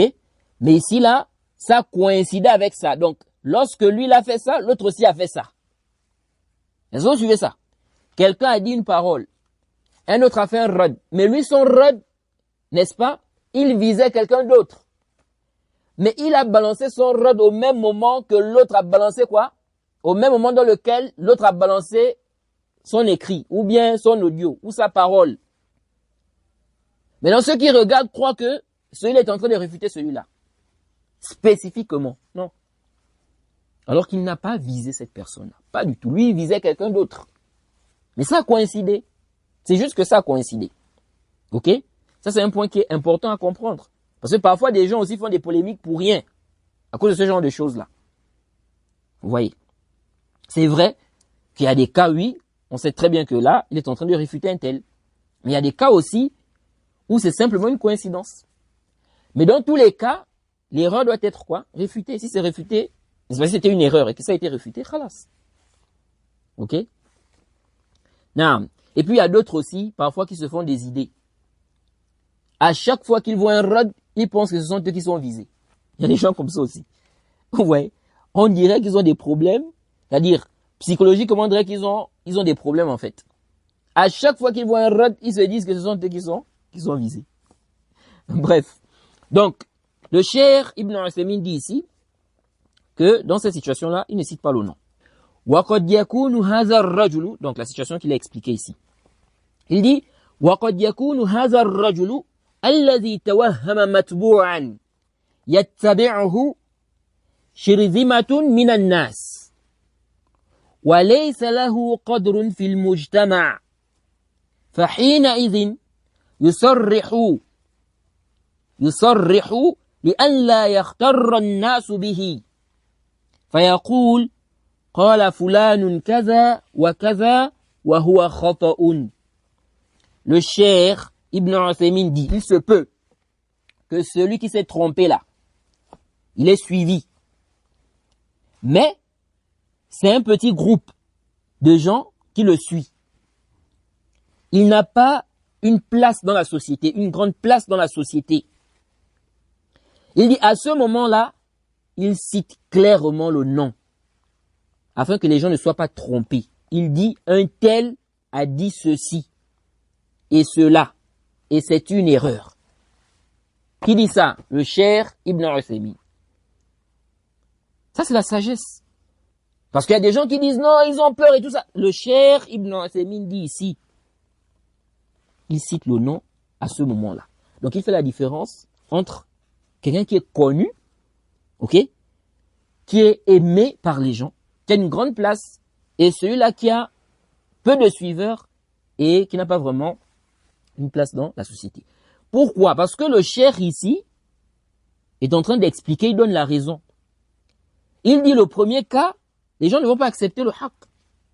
Donc il dit à ce moment, ne cite pas le nom. Tu veux que les gens acceptent le haqq. Mais si tu cites le nom, ils ne vont pas accepter. Parce qu'il y a des gens aujourd'hui qui sont fanatiques aussi. Si tu dis c'est tel savant qui a dit ça, c'est fini. Bon, toi tu es qui pour contredire le savant? Pour lui directement le savant a raison. Il y a des gens comme ça. Donc ils n'acceptent pas le haqq. Donc le cheikh dit, ne cite pas le nom dans, n'est-ce pas, le cas où c'est quelqu'un qui est connu, les gens ont confiance en lui, les gens l'aiment, etc., etc. Comme il a expliqué ici. Bien évidemment aussi, ça c'est pas de manière absolue. Parce qu'il y a des situations aussi où tu peux citer le nom même s'il est connu, les gens ont confiance en lui, etc. Mais bref. Donc ici, là, le cheikh Ibn Uthaymin nous dit, dans le cas où il a peu de suiveurs, un petit groupe, ok, il n'a pas vraiment une place dans la société, un poids. Et tu cites le nom pour que les gens ne soient pas trompés, ok.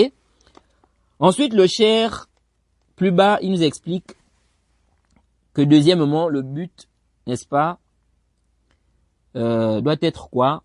De clarifier la vérité, ok, et non de mentionner les défauts de la personne, ok. Il dit ça, souvent, ça intervient chez celui qui est quoi? Qui est jaloux, qu'Allah nous en préserve. Il est jaloux. Donc, lui, son but, c'est de mentionner les défauts de l'autre. Ce n'est pas de clarifier le haqq. Vous voyez. Il veut, le cheikh dit ici, il espère trouver une parole faible ou bien une erreur d'un tel afin de propager ça entre les gens. Il dit c'est pourquoi tu vois les gens de l'innovation parlent sur le cheikh l'Islam Ibn Taymiyyah. Ok. Ils cherchent une parole de lui sur laquelle ils vont s'accrocher pour l'attaquer. Donc le cheikh parle de ça. Ensuite il dit, ce qui m'intéresse ici, فَإِذَا عَثَرْتَ عَلَى وَهْمِ عَالِمٍ حاول أن تدفع اللوم عنه وأن تذب عنه لا سيما إذا كان من العلماء المشهود لهم بالعدالة والخير ونصح الأمة. Le cheikh dit, si tu tombes sur l'erreur d'un savant, essaie de repousser le blâme sur lui et de le défendre. Essaie de le défendre. Il dit surtout si il fait partie des savants dont on témoigne de quoi? De son intégrité. Le fait qu'il soit juste. Le fait qu'il soit quelqu'un de bien, qui conseille la Ummah. Ok? Tu le défends. Tu repousses le blâme sur lui. Bien évidemment, j'ai déjà expliqué plusieurs fois, on trouve des excuses aux savants. Tant que c'est possible. Tant que c'est quoi? Possible. Parce que aussi, on ne va pas trouver une excuse, chercher une excuse, alors qu'il n'y a pas en réalité. Ça peut conduire, n'est-ce pas, à suivre le savant dans son erreur. Ne pas reconnaître que le savant se trompe. Chercher toujours à expliquer, non, comme ça, excuse, machin, excuse. Donc être là en train de dire, non, on peut comprendre ça comme ça, etc. Il a une excuse, l'excuse c'est qu'on peut comprendre ça, comme ça, il a visé ceci, cela, pour qu'on dise, oui, c'est un wajh, c'est un sens, on peut comprendre ça comme ça. Alors que c'est clair que ce qu'il a dit là, c'est faux, et c'est comme ça qu'on comprend ça. Et non comme tu veux expliquer là. Alors ça c'est très important de comprendre cela, ok? Si on a compris cela, écoutons maintenant la fatwa de notre cher bien-aimé, le cher Ibn Uthaymin, qu'Allah lui fasse miséricorde. Le cher dit ceci. أنه يوجد في بعض البلاد الإسلامية أن الخمر يشرب علنا صحيح هذا متواتر صحيح متواتر اي نعم يعني يقولون يباع بالسوق ويجعل في الثلاجات ها أعوذ بالله. انا يا شيخ رايت هذا بعيني في بلاد الشام هكذا يباع في كل مكان. هؤلاء الذين يفعلون ذلك هل يقال إنهم مستحلون له أو غير مستحلين؟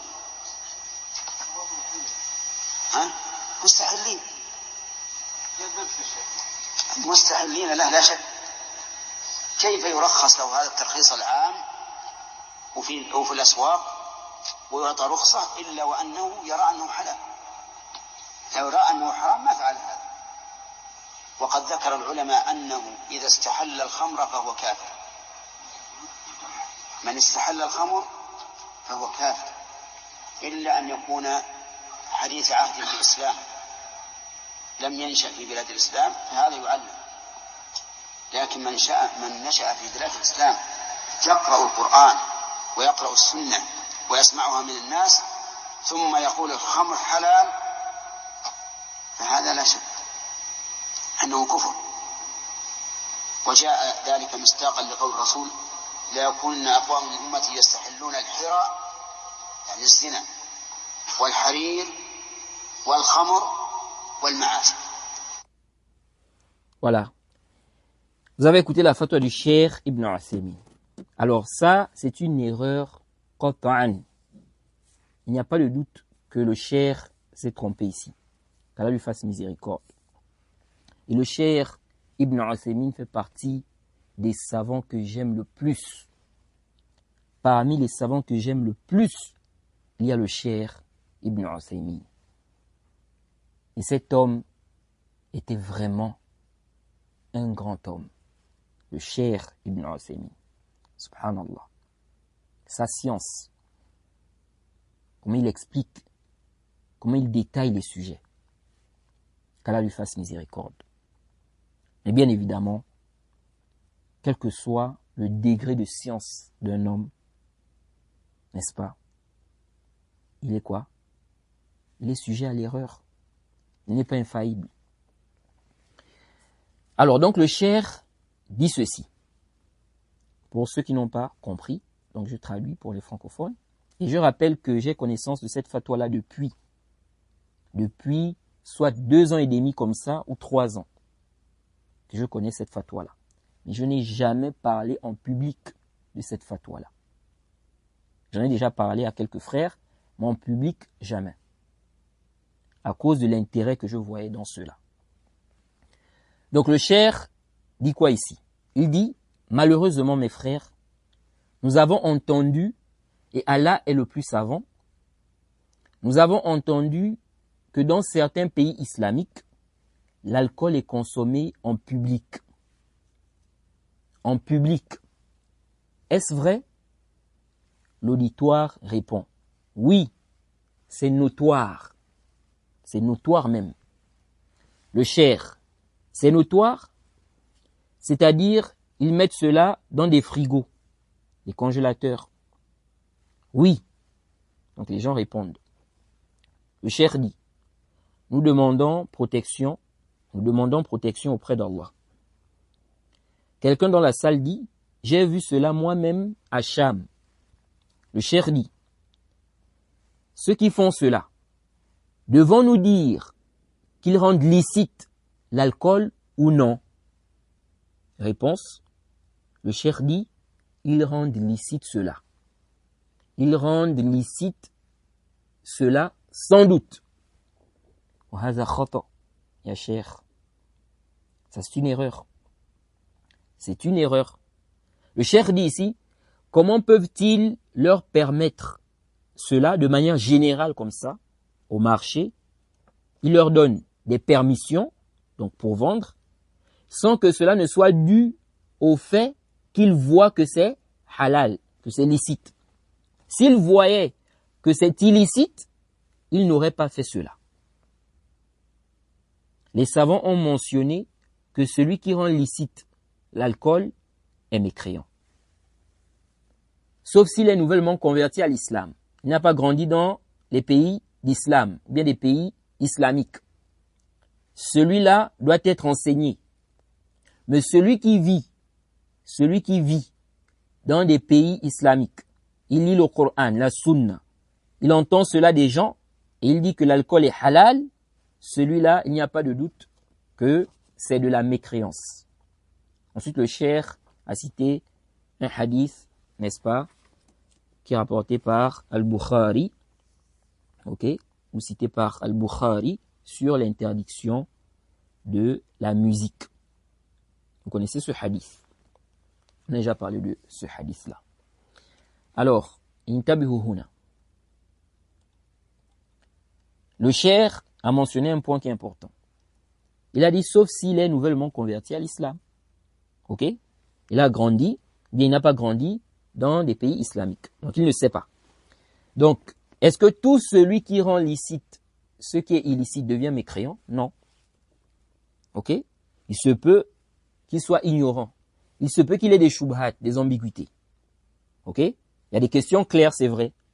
On ne conçoit pas l'ignorance dans cela. Ok? Et il y a des questions où on peut concevoir quoi? L'ignorance.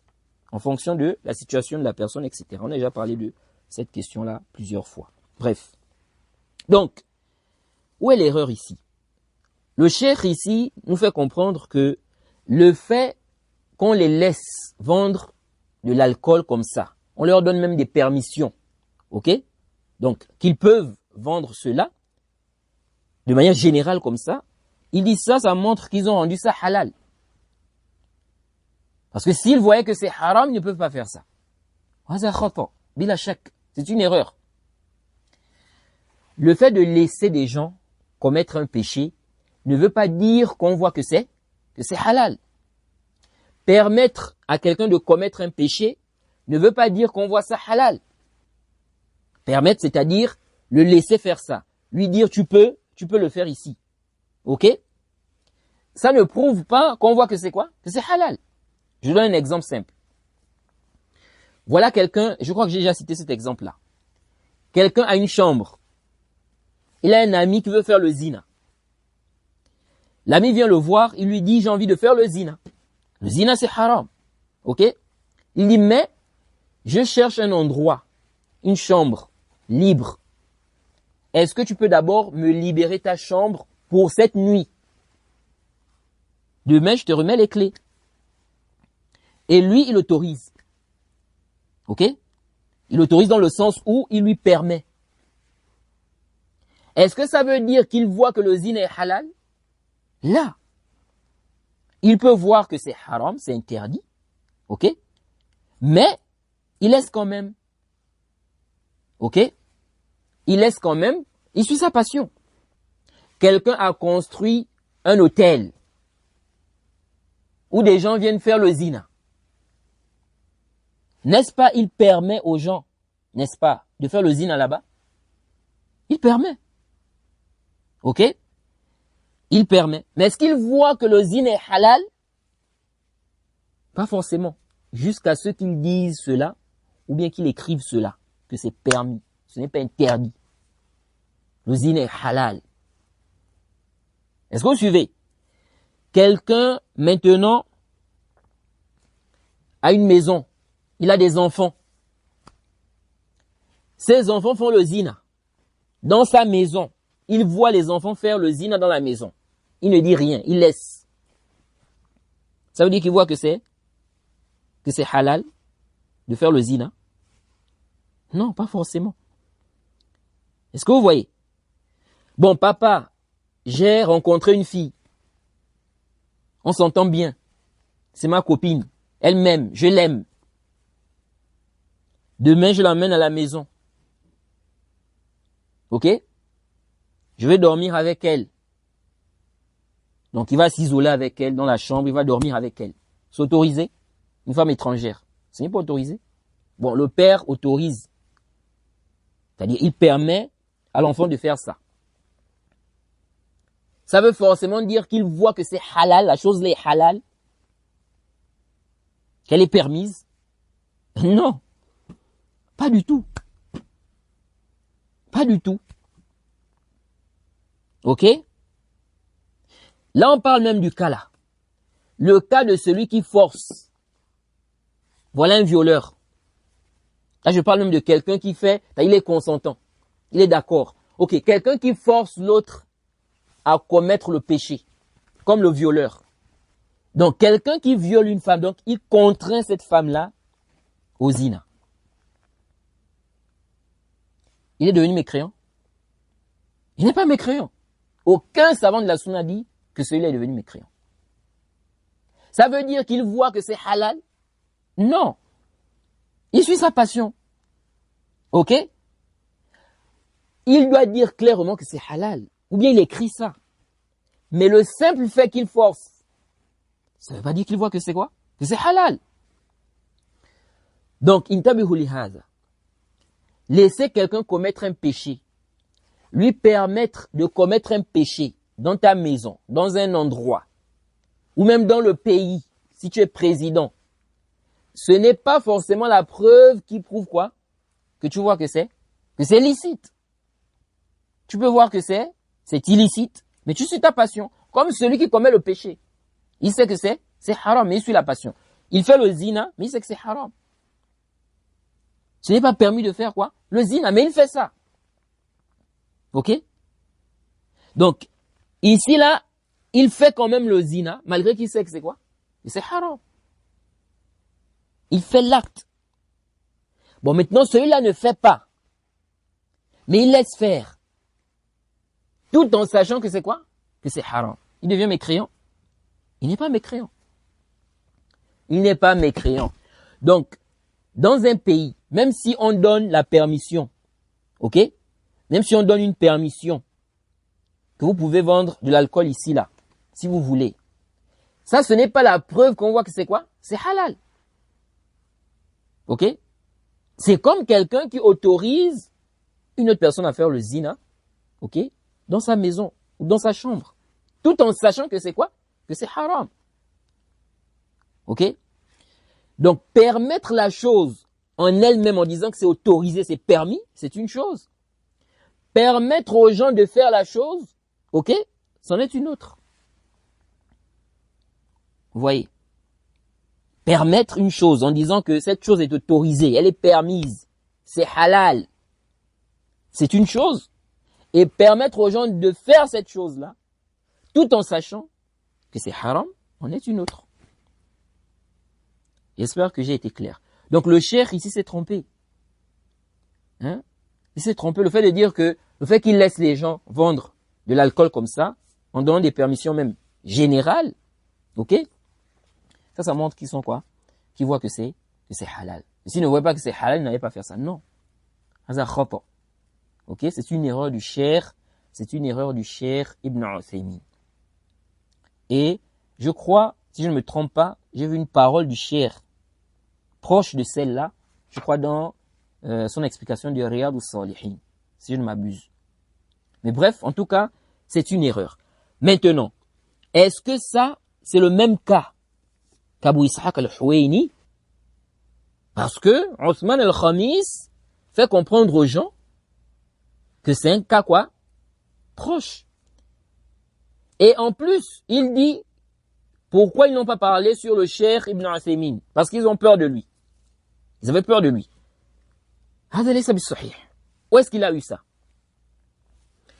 Tout d'abord, intabihu. Est-ce que le cheikh Ibn Uthaymin a été conseillé comme Abu Ishaq al-Huwayni? Où est le dalil, où est la preuve que le cheikh Ibn Uthaymin a été conseillé comme Abu Ishaq al-Huwayni? Lorsque le cheikh Ibn Uthaymin avait utilisé des propos qui n'étaient pas appropriés par rapport à la question du ma'iyya, il a été réfuté par des gens de science, il a été conseillé, il est revenu. Où est donc cette peur dont nous parle Othman al-Khamis? Il était revenu. Ok? Donc, où est la preuve que le cheikh Ibn Uthaymin a reçu des réfutations, il a reçu des conseils sur cela, des clarifications, des paroles des gens de science, et puis il a persisté comme Al-Huwayni a fait. Et il a philosophé comme Al-Huwayni a fait. Où est le dalil de cela? Al-Huwayni a philosophé.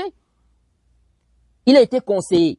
Lui-même, il dit même qu'on lui a envoyé des paroles des savants. 10 pages. Mais il a philosophé. Donc ce n'est pas comparable. La fatwa là du cheikh Ibn Uthaymin là. Vous savez combien de personnes sont au courant de cette fatwa là? Moi-même, je connais le cheikh Ibn Uthaymin depuis des années.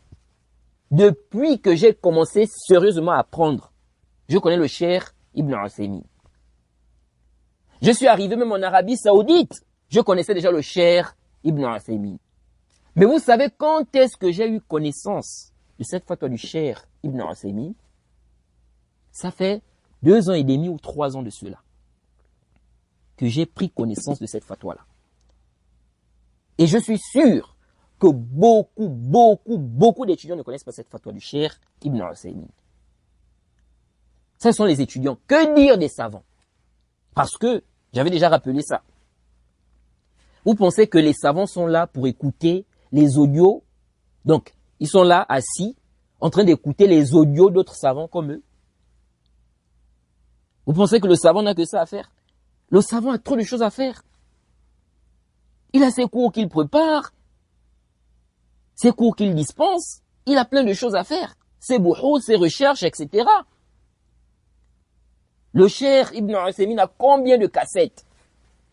Donc, vous pensez que les savants vont être au courant de tout ce que le cheikh Ibn Uthaymin a dit dans ses audios là-bas?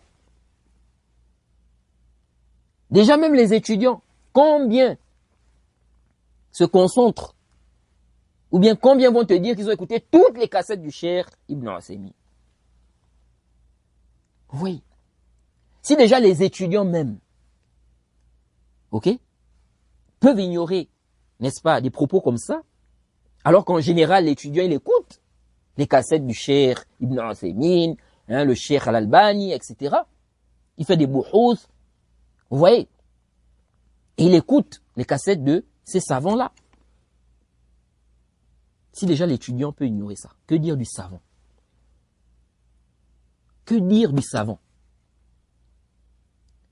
Vous pensez que si cette fatwa-là, était connue, répandue, et que ça faisait des fitanes, et que les savants étaient au courant de ça, ils allaient laisser comme ça? Ils n'allaient pas parler de ça? Ils n'allaient pas parler au cheikh Ibn Uthaymin de son vivant? Que ya cheikh, ce que tu as dit là, c'est une erreur? Vous pensez ça? Donc, prouver que le cheikh Ibn Uthaymin a été réfuté, il a reçu des conseils, puis il a philosophé, comme Al-Huwayni a fait, pour que vous puissiez mettre le Cheikh Ibn Uthaymin avec Al-Huwaini au même piédestal sur la question de celui-là. J'avais donné l'exemple, je crois que c'est dans Usul Sunnah de l'imam Ahmed. J'avais parlé d'une erreur de l'imam Shafi'i au sujet d'un verset. Pour ceux qui sont attentifs à nos cours, ils vont se rappeler de cela. Une erreur de l'imam Shafi'i qui avait fait des années. On n'a pas vu quelqu'un qui a réfuté ça. Des années. J'avais mentionné ça. L'imam Shafi'i, dans son livre Ar-Risala, il a fait une erreur sur un verset. Et ça fait des années. Je dis bien des années. On n'a pas vu quelqu'un qui a réfuté ça. C'est après que ça a été réfuté, qu'on a attiré l'attention sur cela. Et j'avais mentionné la parole de Ahmed Shakir, qui avait expliqué la raison.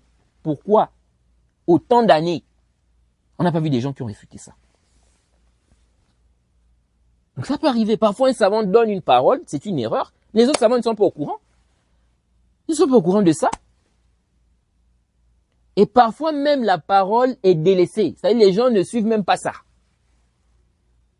Donc ça ne fait pas vraiment de polémique, de fitane, etc. Donc, vraiment, c'est comme si ça n'existait même pas.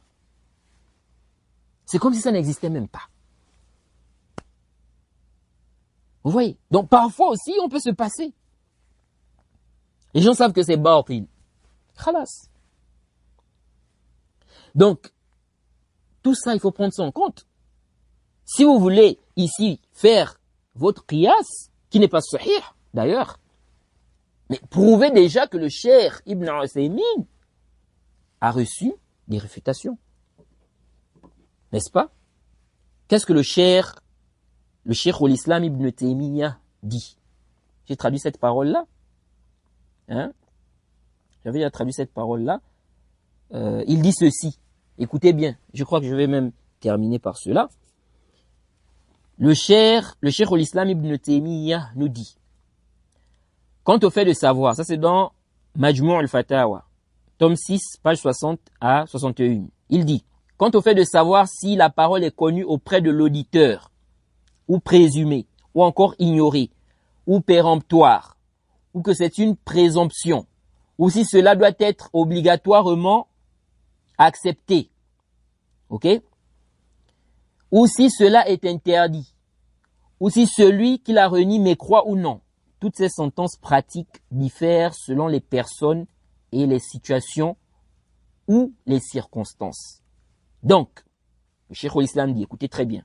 Donc, si tu vois un imam qui a sévèrement critiqué la parole d'une personne ou qui l'a déclarée mécréante à cause de cette parole, cela ne doit pas être considéré comme étant une sentence générale qui doit être appliquée sur toute personne qui prononcera la même parole, à moins qu'elle ne remplisse la condition par laquelle elle mérite qu'on soit dur envers elle ou qu'on la déclare mécréante. Car quiconque nie une chose parmi les lois, les sentences apparentes de la législation et est nouvellement converti à l'islam ou a grandi dans un pays d'ignorance, il ne devient pas mécréant jusqu'à ce que l'argument prophétique lui parvienne. Il en va de même. Pour le contraire, si tu vois une parole erronée, c'est la partie qui m'intéresse surtout ici.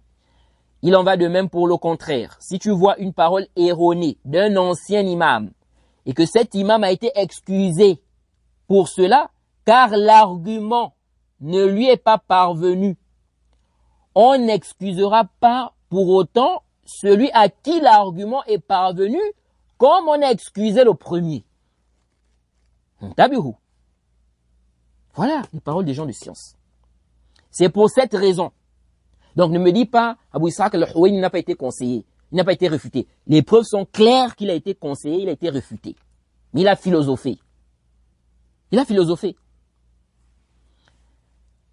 Le Cheikh al-Islam dit, c'est pour cette raison qu'on déclare innovateur celui dont les hadiths concernant le châtiment de la tombe lui sont parvenus et ce qui est semblable à cela. S'il nie cela, et on ne déclare pas Aïcha innovatrice et ses semblables qui n'ont pas su que les morts entendent dans leur tombe. Ceci est un grand fondement. Médite sur cela, car c'est profitable. Fin de citation. Et wallah, ceci est un grand fondement. C'est un grand fondement. Ok? Donc, on ne peut pas comparer. Vous voyez, c'est deux choses différentes. Et regardez comment Abu Ishaq al-Huwaini s'est embrouillé sur la question. C'est dangereux. Vous voyez? Et il a été conseillé, il philosophe. Il fait de la falsafa, de la science sans temps. Vous voyez? Donc lorsque Othman al-Khamis dit, ils ont peur, non. Qui t'a dit qu'ils sont au courant? Vous voyez? Qui t'a dit cela? Et Abu Ishaq al-Huwaini a été rendu innovateur, il a été déclaré innovateur par des grands savants, tels que le Cheikh Muqbil, Cheikh Najmi, depuis des années. Lui qui traite les salafis de Madakhila, et il dit même les Madakhila Mubtadi'a, il a été déclaré innovateur par le Cheikh Muqbil. Cheikh Muqbil a dit clairement qu'il est innovateur, c'est un Mubtadi'a. Abu Ishaq al-Huwaini, ce n'est pas nous. Et il est parti.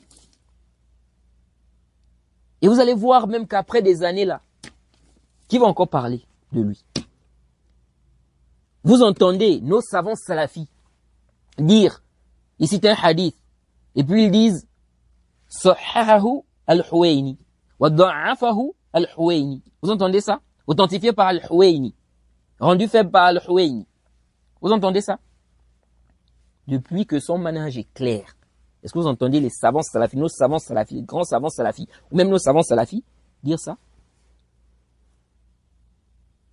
Vous pouvez déjà imaginer la place qu'il a chez les gens de la Sunna. Pourtant, il n'était pas étranger à ce domaine, la science du hadith. Il n'était pas étranger à ce domaine. Ceux qui connaissent bien cette science-là savent de quoi je parle. Est-ce que vous suivez? Mais vous entendez nos savants dire oui, authentifié par al-Huwaini, rendu faible par al-Huwaini. C'est ça, c'est pourquoi, les frères, dans la vie, il faut suivre la voie des salafs. Donc vraiment qu'Allah nous aide. Qu'Allah nous aide, qu'Allah nous accorde la compréhension de sa religion. Ok? Donc, Naam, le Cheikh Ibn Uthaymin s'est trompé sur cette question, mais il n'y a pas de comparaison à faire entre le Cheikh Ibn Uthaymin et Abu Ishaq al-Huwaini qui a été conseillé plusieurs fois, qui a été réfuté plusieurs fois. Vous voyez? Il n'y a pas de comparaison. Et le Cheikh Ibn Uthaymin, son manhaj était connu. Son suivi des salafs, de la voie des salafs. On ne peut pas le comparer à Abu Ishaq al-Huwaini. Abadan. Vous voyez? Donc c'est plus que clair. Quelqu'un, il s'est trompé, il a été réfuté. Il a reçu des réfutations pendant des années. Il est resté là à philosopher, à tourner. Sinon, apportez-nous les réfutations. N'est-ce pas? Qui ont été faites contre le Cheikh Ibn Uthaymin. Et puis il s'est entêté, il a persisté, il a vu le haqq, il a persisté, il a philosophé comme al-Huwaini a fait, Abu Ishaq. Non. Donc on s'arrête ici, qu'Allah nous facilite. J'espère que cette intervention sera bénéfique. Et juste avant de terminer, je tiens quand même à rappeler un point. Lorsqu'on a parlé des expressions qui sont vagues, ou bien ce qui est vague, ce qui n'est pas détaillé. Est-ce que dans ce qu'on a dit, ça veut dire qu'il est impossible de mentionner des propos sans détailler? Ce n'est pas ce qu'on veut dire. Ok? Il est possible qu'on mentionne des propos sans détailler.